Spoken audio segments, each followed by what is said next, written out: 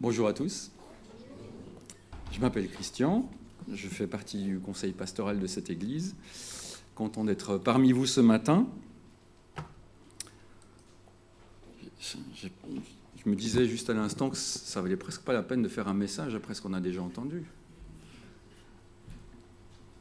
Alors je vais essayer de quand même vous garder réveillés avec moi.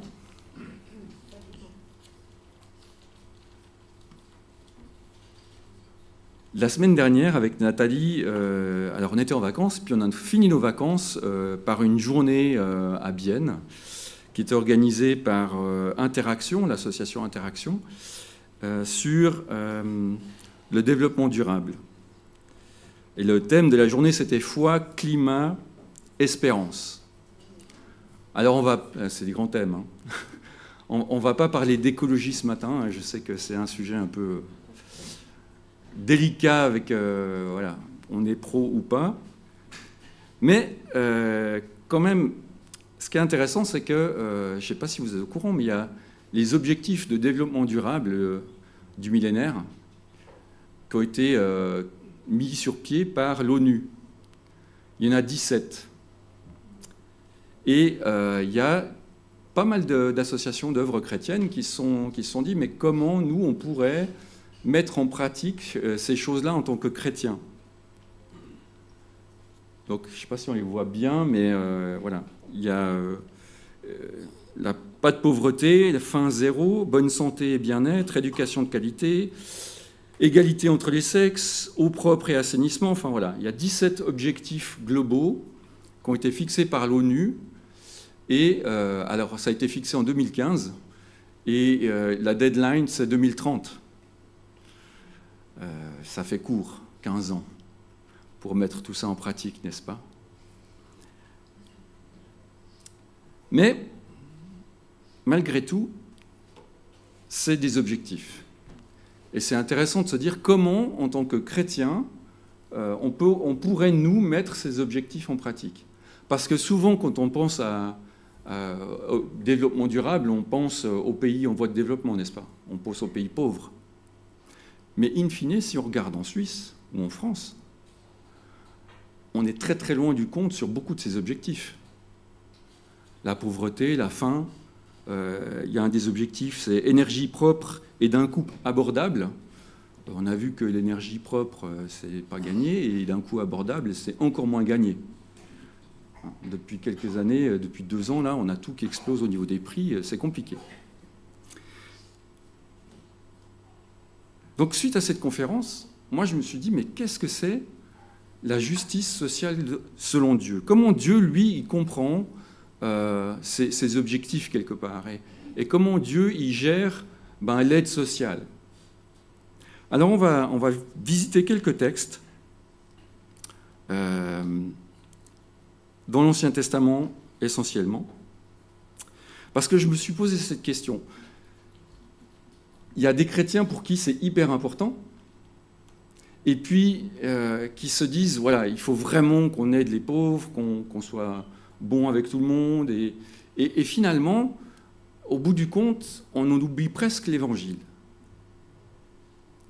Et puis de l'autre côté, on a parfois la tendance à se dire, de toute façon, un jour, il y aura des nouveaux cieux, une nouvelle terre, donc si cette terre-là, elle va mal, c'est pas très grave, tout va être renouvelé. Et on met tellement l'accent sur l'Évangile et sur l'évangélisation qu'on en oublie que, malgré tout, Dieu nous a aussi donné le mandat de bien prendre soin de la terre. Œuvrer au salut des hommes ou œuvrer pour leur permettre de vivre une vie agréable. Sortez un papier, un stylo, vous avez 4 heures.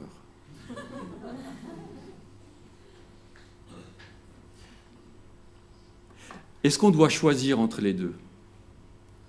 Je pense que c'est ça la question qu'on doit se poser tout au long de cette réflexion de ce matin.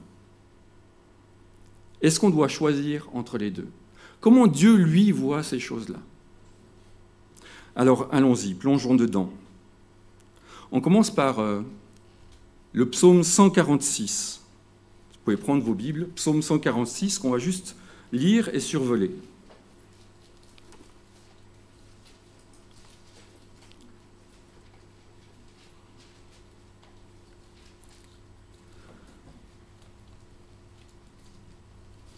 Le titre du psaume, c'est « Louange à Dieu pour son secours ». Louez l'Éternel. Loue l'Éternel, mon âme. Je louerai l'Éternel tant que je vivrai. Je célébrerai mon Dieu tant que j'existerai. Ne placez pas votre confiance dans les grands, dans les hommes qui sont incapables de sauver. Leur souffle s'en va, ils retournent à la terre et leur projet meurt avec eux. Heureux celui qui a pour secours le Dieu de Jacob, qui met son espoir en l'Éternel son Dieu. Il a fait le ciel et la terre, la mer et tout ce qui s'y trouve. Il protège éternellement la vérité. Il fait droit aux opprimés. Il donne du pain aux affamés. L'Éternel délivre les prisonniers. L'Éternel ouvre les yeux des aveugles. L'Éternel redresse tous ceux qui sont courbés. L'Éternel aime les justes. L'Éternel protège les étrangers. Il soutient l'orphelin et la veuve, mais il fait dévier la voie des méchants. L'Éternel règne éternellement. Il est ton Dieu, Sion, de génération en génération. Louez l'Éternel.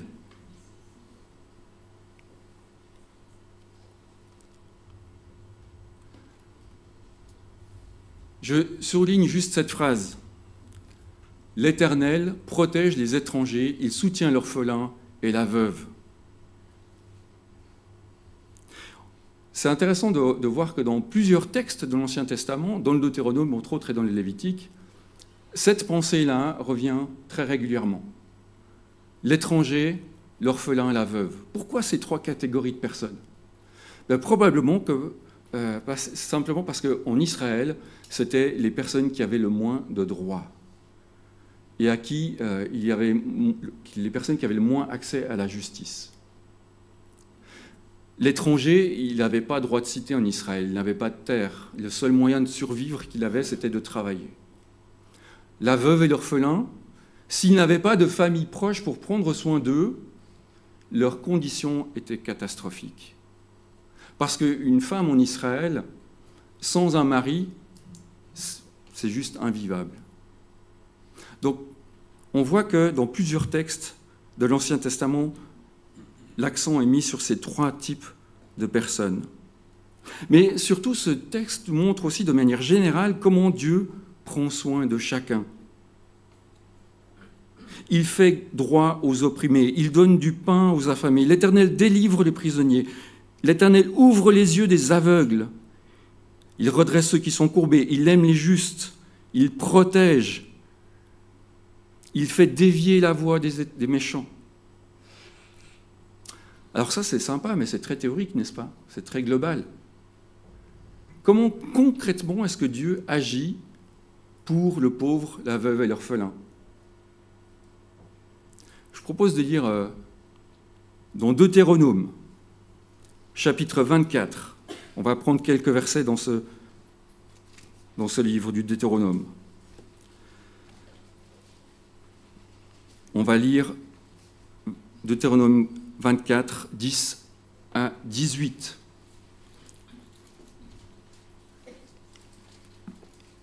Deutéronome 24, 10 à 18.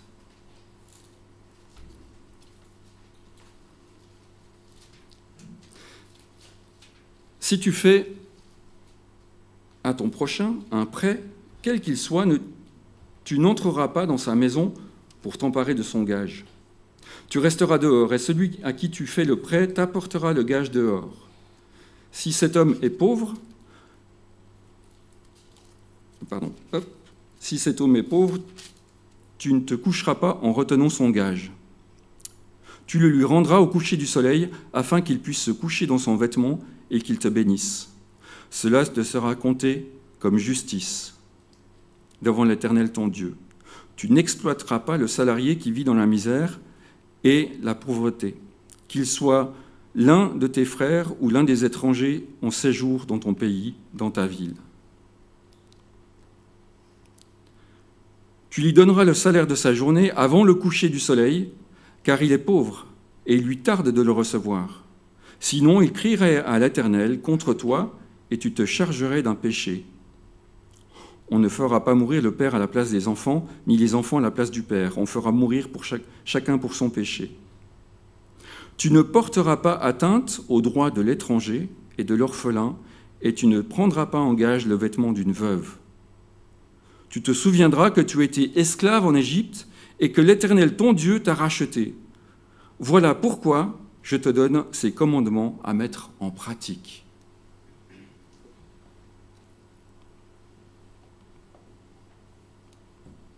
Hop là. C'était trop loin.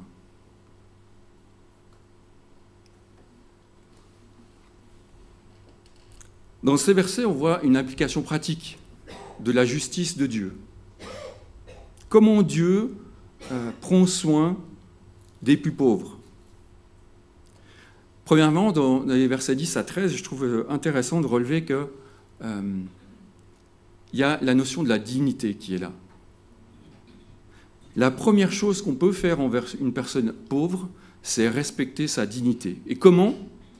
En ne forçant pas sa porte. Si quelqu'un t'a emprunté quelque chose, eh ben, tu n'as pas le droit d'entrer chez lui pour aller reprendre cette chose-là de force.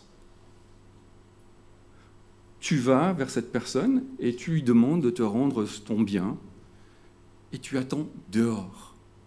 Tu ne forces pas sa maison, comme un brigand forcerait la maison de quelqu'un. Ça veut dire que tu respectes la dignité et l'autorité de cette personne chez elle, même si elle est pauvre.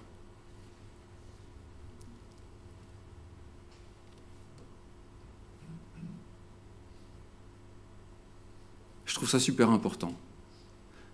Je trouve qu'on vit dans une société où c'est difficile de garder sa dignité dans certaines situations. Mendier pour son besoin, c'est super humiliant. Mais même sans mendier pour son besoin, je me rappellerai quand j'étais étudiant à l'Institut biblique, que je me suis engagé pour aller plus loin. On m'a dit, maintenant il faut que tu trouves un soutien financier pour pouvoir faire la suite de tes études. Rien que cette idée de me dire je dois demander de l'argent aux autres pour que je puisse continuer moi à étudier, c'était horrible. C'était vraiment, alors c'était très orgueilleux au départ, parce que voilà, j'avais toujours appris qu'il fallait gagner son argent, mais voilà, ça touche notre dignité. Et quelque part, la dignité d'une personne, c'est presque tout ce qui lui reste quand il est pauvre. C'est tout ce qui lui reste. Et il faut le respecter en tant que tel. L'autre chose qu'on voit dans ces versets, c'est cette notion de rendre le manteau, rendre le gage. Si une personne est pauvre, tu ne dois pas retenir la seule chose qui pourrait lui tenir chaud pendant la nuit. Tu dois être bienveillant avec les plus pauvres. Tu dois faire justice selon la justice de Dieu. Et ce n'est pas parce que voilà, tu as pris le manteau d'une personne, tu as pris quelque chose d'une personne parce qu'en contrepartie tu lui as prêté de l'argent, eh bien, sois juste jusqu'au bout. Et je trouve ça incroyable. Ça veut dire que la personne, tant qu'elle ne t'a pas remboursé, chaque soir tu vas aller lui rendre son manteau et chaque matin tu viens reprendre le manteau en tant que gage quelque part. Et tu patientes jusqu'à ce que tu sois remboursé. Et là encore, il s'agit de dignité et puis de respect de la personne. Est-ce que ça vous est déjà arrivé de dormir au froid, d'avoir froid toute une nuit ? Moi, je me rappelle, il y a plusieurs années de ça, j'étais au Sénégal, chez un ami, et puis j'étais parti faire une soirée avec d'autres amis, et quand je suis rentré, lui, il était parti se coucher, en fermant la porte à clé. Et je me suis retrouvé dehors, et j'ai tapé un peu partout aux fenêtres et tout, sauf que le gars, il était sourd d'une oreille, et bien sûr, il dormait sur sa bonne oreille. Donc, il n'a rien entendu. Et par chance, il y avait des draps qui étaient étendus dehors et qui séchaient. J'ai passé la nuit enroulé dans ces draps, déjà contre les moustiques, couché sur une planche. C'était il y a 30 ans, je peux vous assurer que je m'en souviens. Ça avait beau être le Sénégal, il faisait chaud. La journée, pas la nuit. C'était une nuit terrible. Imagine le pauvre qui n'a rien d'autre que son manteau, qui n'a que ça. Si en plus tu l'empêches de pouvoir dormir correctement alors qu'il est déjà dans la pauvreté, comment Dieu va réagir? Comment Dieu va réagir? Cela te sera compté comme justice. Dieu voit et regarde comment on agit.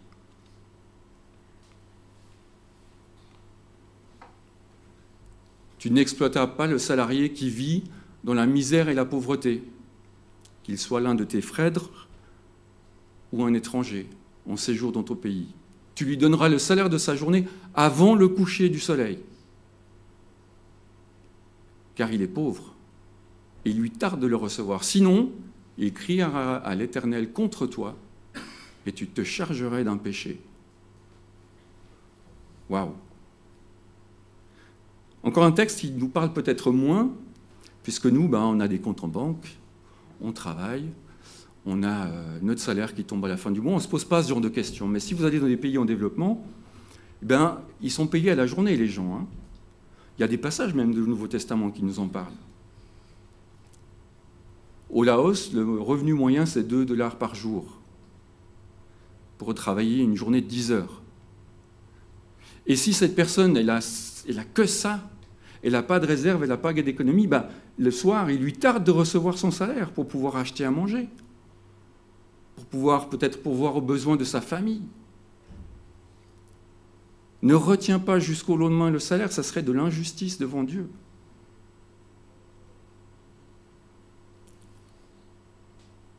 Mais il n'y a pas que dans les pays en développement que c'est comme ça.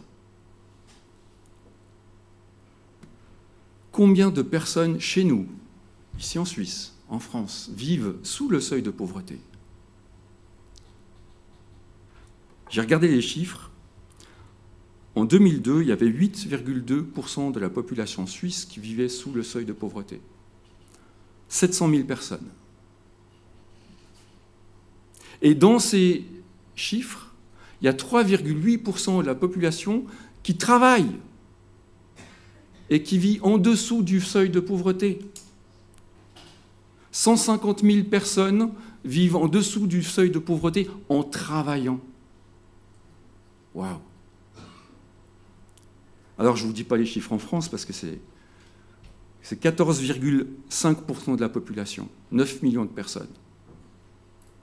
Et puis j'ai trouvé ce chiffre assez fou. 17,4% des agriculteurs vivent en dessous du seuil de pauvreté. Ils travaillent 14 heures par jour et ils n'arrivent pas à se nourrir.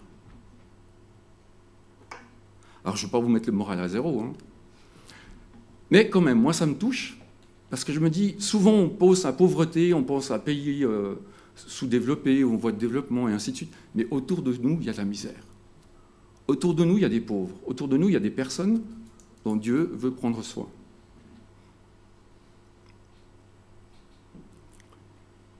Et Dieu, encore une fois, regarde. Le texte nous dit, si tu retiens ce salaire, celui à qui tu fais cet affront, il criera à l'Éternel contre toi et tu te chargerais d'un péché parce que l'Éternel te voit. La justice de Dieu, elle va jusque dans le détail. Il prend soin du moindre de ses enfants et des moindres créatures. Si tu fais de l'injustice, Dieu te voit. Alors sois juste. Puis il y a ce verset un peu bizarre au milieu. On ne fera pas mourir les pères à la place des enfants, ni les enfants à la place des pères. On fera mourir chacun pour son péché. On dit, mais qu'est-ce que ce verset fait là au milieu? Bien, peut-être c'est un avertissement un peu plus solennel encore, c'est dire, mais attends, quand tu commets un péché, Dieu te voit. Et c'est toi qui vas être mal barré. C'est pas ta famille, c'est pas ton enfant. Alors, c'est vrai que ça change un petit peu par rapport à d'autres passages de l'Ancien Testament où on dit voilà, que le péché des pères tombe sur 4 générations et la bénédiction va jusqu'à 1000 générations. Mais je pense qu'il faut comprendre ça dans le sens où, quand on commet un péché, selon la gravité du péché, on va payer pour son propre péché, mais parfois notre famille en paye le prix. Regardez David avec Bathsheba. Ben, c'est lui qui a commis le péché. Dieu l'a réprimandé. N'empêche qu'il y a eu des conséquences sur sa famille et des conséquences à long terme. Mais c'est encore une fois pour moi ce verset pour dire Dieu est juste et il punit vraiment ceux qui doivent être punis.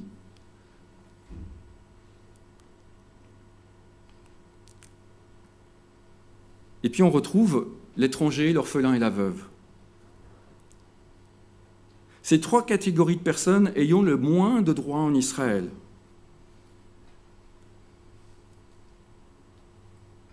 Et Dieu leur donne des droits minimaux au travers de sa loi.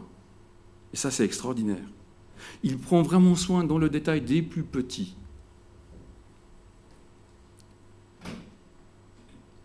Ça nous ramène au psaume 146 qu'on a lu au début.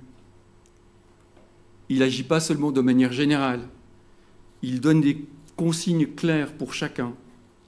Il prend vraiment soin du pauvre dans le détail. Et on va voir qu'il va encore plus loin dans les versets suivants.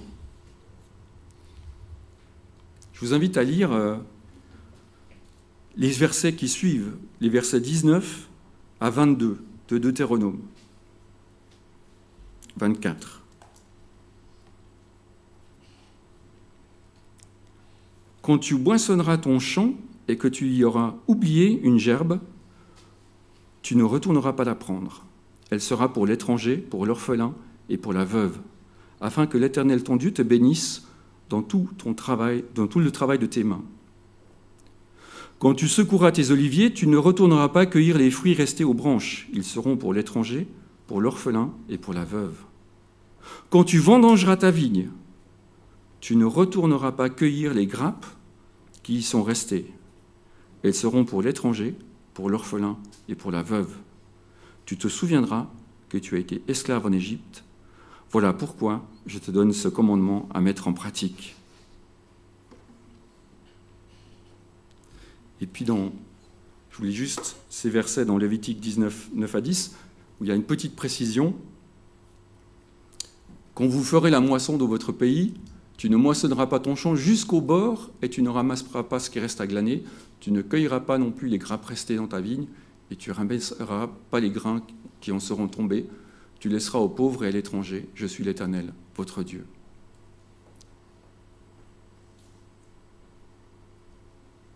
On connaît ce principe si on a lu le livre de Ruth, le droit de glanage. Mais moi, ce que je trouve extraordinaire dans ce que Dieu a prévu là, c'est encore une fois le respect de la dignité des plus pauvres. Je disais tout à l'heure que c'est difficile d'aller mendier. Quand, ici à Genève, il y a quand même pas mal de mendiants, il y a pas mal de pauvreté. Quand vous allez et puis qu'il y a quelqu'un qui vous tend la main pour vous demander de l'argent, c'est gênant. Et là, Dieu, qu'est-ce qu'il fait? Il met en place un système qui permet aux pauvres, aux plus pauvres, de se nourrir par eux-mêmes. Il leur donne l'occasion d'aller chercher eux-mêmes leur nourriture et de garder quelque part leur dignité. Comment? Eh bien, en ordonnant de laisser quelque chose derrière quand on moissonne. On laisse du blé, on laisse du raisin, on laisse des olives. On n'a pas le droit de tout ratisser. Je ne sais pas si vous avez déjà vu les machines aujourd'hui, dans les champs, il n'y a plus rien. Une fois que les machines sont passées, une fois que, même si vous allez voir les arbres dans le sud de la France, quand ils secouent les oliviers, là, on a l'impression que les machines elles vont déraciner l'arbre tellement ça secoue fort. Et il n'y a plus rien. On prend vraiment tout. Là, Dieu, il dit non. Tu dois laisser la part aux pauvres. Mais ce que je trouve intéressant, c'est que Dieu ne dit pas, voilà, tu vas préparer quelque chose, tu ramasses tout, puis tu prépares un truc, puis tu vas le donner aux pauvres. Le pauvre, il sait qu'il a le droit d'aller dans les champs, qu'il a le droit d'aller dans les oliviers, qu'il a le droit d'aller dans les vignes, récolter ce qui reste. Mais il doit le faire. Ça ne lui tombe pas tout cru dans les mains. C'est pas, voilà, c'est pas comme ça, vas-y, je te donne, et puis hop. Il y a vraiment ce côté où on doit faire l'effort. Le pauvre, il sait qu'il a cette possibilité d'aller chercher, mais il doit le faire. Et s'il ne va pas chercher, entre guillemets, ça va être sa responsabilité. Ça va être sa responsabilité. Et quelque part, moi, je trouve ça assez génial parce qu'il y a le côté digne, on garde sa dignité parce qu'on gagne notre nourriture en allant la chercher, et puis ça nous met au travail. Et je trouve que c'est deux aspects importants parce que, malgré tout, si on aime le repos et les vacances, l'homme est fait pour travailler. L'oisiveté, il n'y a rien de pire. Il n'y a rien de pire. Alors c'est sûr qu'aujourd'hui, c'est difficile de mettre ça en pratique. On n'a plus des champs, on n'a plus, peut-être que vous avez des oliviers ou peut-être que vous avez des pommiers quelque part, mais concrètement, c'est un peu compliqué. Alors comment on fait? La commune où j'habitais quand j'étais enfant, ils avaient mis un truc en place que je trouvais assez bien. Pour les chômeurs qui arrivaient en fin de droit, qui n'arrivaient pas à retrouver du travail, eh bien, ils allaient faire du travail pour la commune. Ils devaient nettoyer les chemins forestiers, ils devaient nettoyer les bords de route, et ainsi de suite. Et en fait, ils n'étaient pas payés, mais ça leur donnait en retour des droits de chômage supplémentaires. Donc, quelque part, ils faisaient une action et ils avaient en retour un supplément de droits de chômage. Donc, il y avait le côté où, voilà, ces personnes, elles devaient quand même travailler et puis elles gagnaient quand même quelque chose à côté. Je trouvais ça assez excellent. Mais comment mettre ça en pratique au quotidien aujourd'hui? C'est difficile, n'est-ce pas? Mais il y a des choses, je suis sûr qu'il y a des choses à faire.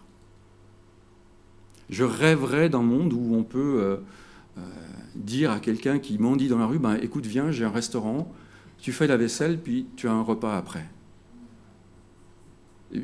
Tu me donnes un coup de main là, tu m'aides à nettoyer mon jardin, et puis je t'offre un repas après. Ou de quoi dormir, ou je rêverais d'un monde où on peut vivre comme ça. Et puis Dieu, il va encore plus loin. Vous connaissez le jubilé, à part que c'est un mot qui veut dire 50 ans? Est-ce que vous avez déjà entendu parler du jubilé? Alors, on ne va pas lire le texte en entier, hein, ça serait un peu long. On va lire juste quelques versets dans Lévitique 25.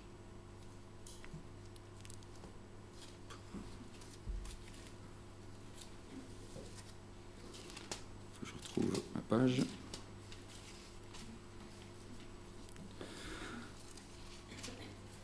Donc les versets 10 à 13. Vous ferez de cette 50e année une année sainte. Vous proclamerez la liberté pour le pays, pour tous ses habitants. Ce sera pour vous le jubilé. Chacun de vous retournera dans sa propriété et dans son clan. La 50e année sera pour vous le jubilé. Vous ne sèmerez pas, vous ne moissonnerez pas ce que le champ produiront d'eux-mêmes, et vous ne vendangerez pas la vigne non taillée, car c'est le jubilé, vous le considérez comme saint. Vous ne mangerez pas le produit des champs.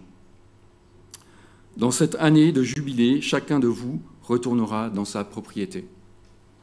Alors, il faudrait lire tout le chapitre, hein, mais on va pas trop faire ça. Je résume. Le jubilé, en fait, c'est le résultat de quelque chose qui s'est passé avant. Est-ce que vous avez entendu parler d'année sabbatique? Eh bien, Dieu a mis en place, on voit au début du chapitre, un système qui dit qu'on a le droit de moissonner son champ pendant 6 ans, et la 7e année, on doit le laisser en jachère, pour laisser reposer la terre. Et Dieu donne suffisamment de production pendant la 6e année pour qu'on puisse vivre la 7e année, plus la 8e, le temps que les nouvelles récoltes arrivent. Donc il donne la production quasiment pour 3 ans. Ça, c'était l'objectif. Et ça devait se reproduire pendant 7 cycles. Donc 7 fois 7, 49, merci. Moi, je ne suis pas doué en maths, hein, mais... Et du coup, au bout des 7 cycles, eh bien, il y a l'année du jubilé. la 50e année qui est une année sainte. Et qu'est-ce qui se passe pendant cette année? Non seulement il faut laisser la terre en jachère, mais chacun peut retourner dans sa propriété. Ça veut dire que si vous êtes pauvre et que vous vous êtes appauvri pendant cette période de 50 ans, que vous avez dû vendre votre bien, eh bien, il doit vous être restitué. Chacun retourne chez lui. C'est incroyable cette loi. C'est incroyable cette loi. Mais vous me direz, c'est un peu injuste, non?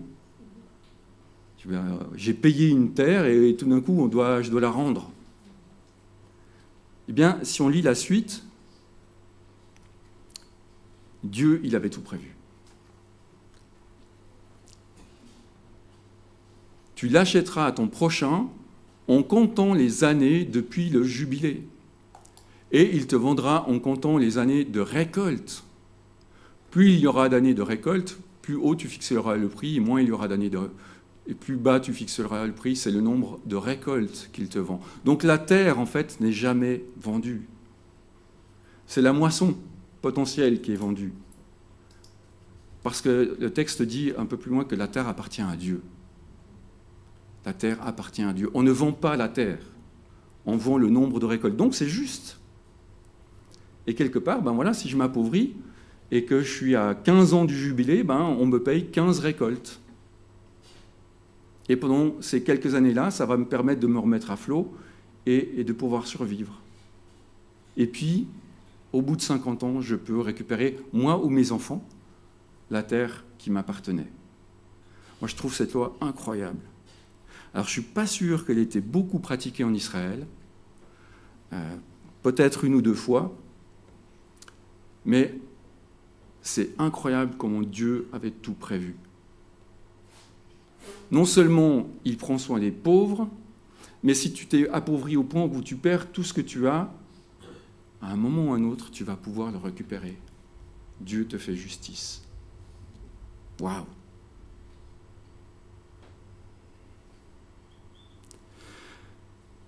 Alors maintenant, 2024, comment on met ça en pratique? Comme je l'ai dit, c'est pas si évident que ça, hein. On n'a plus de champs, forcément, on est beaucoup des citadins.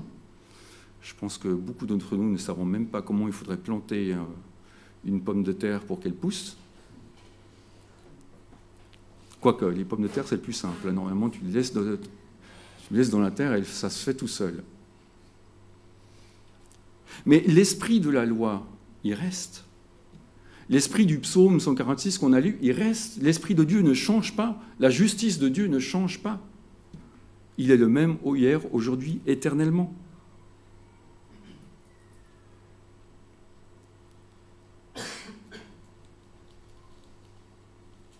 Comment on met ça en pratique aujourd'hui? Et ce que je trouve aussi intéressant, c'est, on verra dans un moment, c'est combien de ces 17 points des objectifs de développement durable on a pu voir au travers de ces quelques versets de l'Ancien Testament. Mais dans le Nouveau Testament, il y a un texte qui nous parle aussi dans ce sens-là. Alors, il est un petit peu hors contexte, hein, Matthieu 25, parce que ça parle du jugement dernier, mais ça peut quand même nous parler aujourd'hui à nous. Je lis les versets 35 à 40. En effet, j'ai eu faim et vous m'avez donné à manger. J'ai eu soif et vous m'avez donné à boire. J'étais étranger et vous m'avez accueilli. J'étais nu et vous m'avez habillé. J'étais malade et vous m'avez rendu visite. J'étais en prison et vous êtes venu vers moi. Les justes lui répondront, « Seigneur, quand t'avons-nous vu affamé, t'avons-nous donné à manger, ou assoiffé, t'avons-nous donné à boire? Quand t'avons-nous vu étranger et t'avons-nous accueilli, et nu et t'avons habillé? Quand t'avons-nous vu malade et en prison, ou en prison, et sommes-nous allés te voir? » Et le roi leur répondra, « Je vous le dis en vérité, toutes les fois que vous avez fait cela à l'un de ces plus petits de mes frères, c'est à moi que vous l'avez fait. » Et quelque part, aujourd'hui, pour moi, ce texte, il me dit, ben voilà ce que Dieu veut qu'on mette en pratique par rapport à la pauvreté, par rapport à la justice sociale.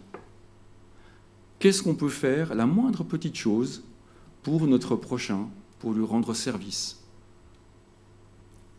Pour le pauvre, pour l'étranger, pour celui qui est dans la peine, pour celui qui est dans la misère.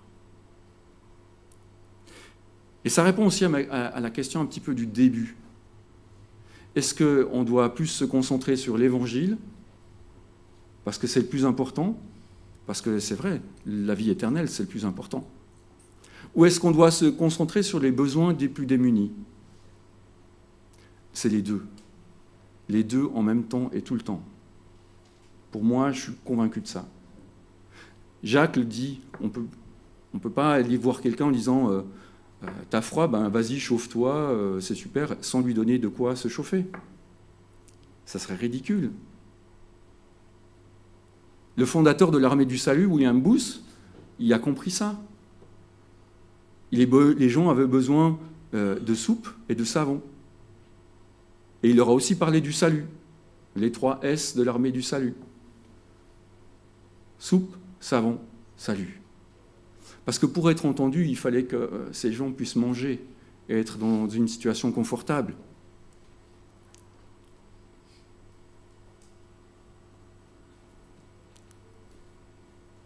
Et puis d'autres, George Muller.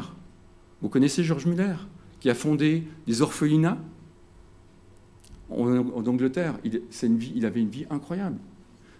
Et ce gars, c'était le pire des mécréants. Et puis, il a été touché par Dieu. Et après, il a commencé à faire un travail social en Angleterre d'une manière incroyable. Si vous lisez son histoire, vous verrez, c'est assez génial. George Muller. Il avait des centaines d'enfants dans l'orphelinat et il n'avait rien. Ils n'avaient pas de quoi acheter à manger. Il se mettait à genoux, il priait avec l'équipe et le Seigneur y pourvoyait, chaque fois. Incroyable. Et si je vous parle de William Carey, est-ce que vous connaissez William Carey? Aucune idée. C'est, entre guillemets, le fondateur de la mission moderne. C'est le premier à avoir fondé une mission baptiste au XIXe siècle. Et si on demande à quelqu'un qui connaît un petit peu William Carey, qui était ce personnage, eh bien, il va nous répondre que voilà, il a été missionnaire pendant 40 ans en Inde. Il a fondé un institut biblique pour former les pasteurs sur place. Il a fondé la première mission officielle chez les baptistes. Donc ça, c'était en 1800, début du 19e siècle, fin du 18e. Il a fait un boulot incroyable. Et ils ont mis 8 ans à avoir les premiers convertis. Et puis, si vous demandez à un Indien de la région où il a travaillé, qui était William Carey? Je vous lis quelques lignes dans ce livre, qui est assez intéressant, La responsabilité du chrétien face à la pauvreté.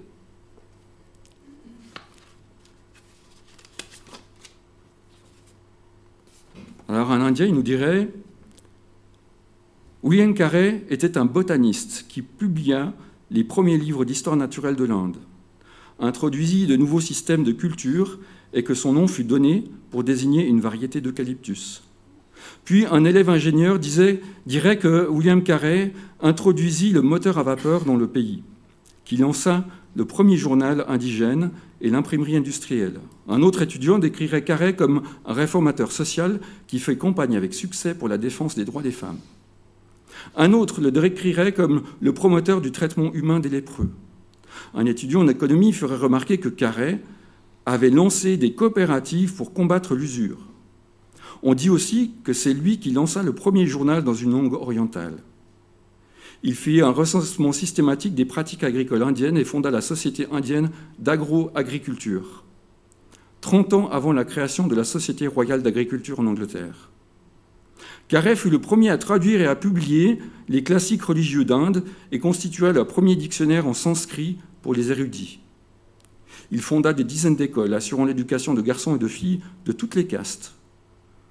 Il fut le pionnier des bibliothèques de prêt, écrivit le premier essai sur la foresterie en Inde.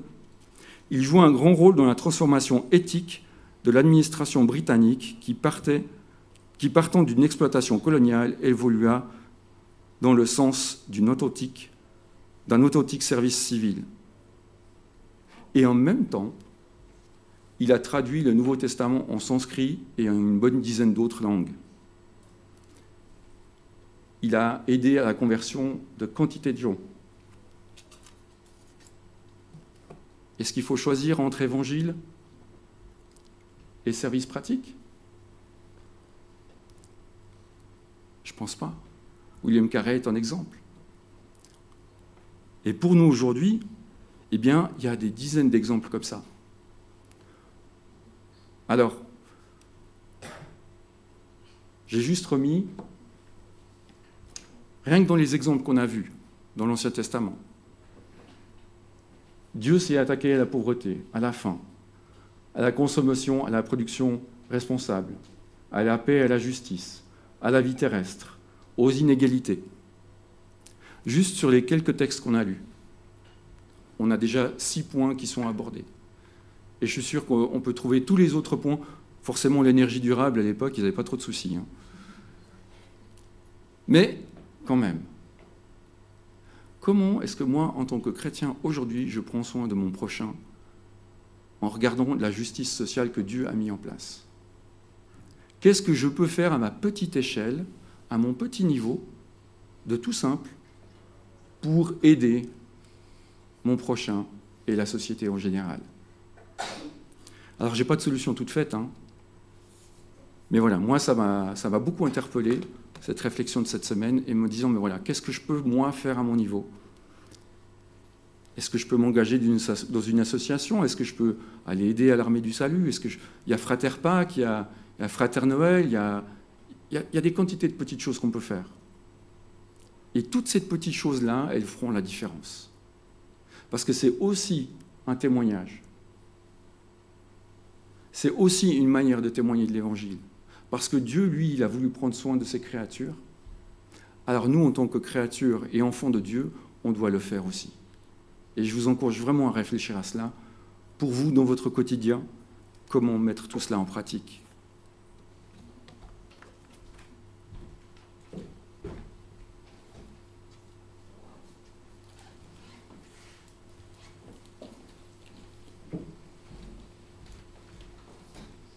Je te remercie, Christian, pour ce message. Il est intéressant de voir comment le Seigneur s'est occupé de nous. On a pu lire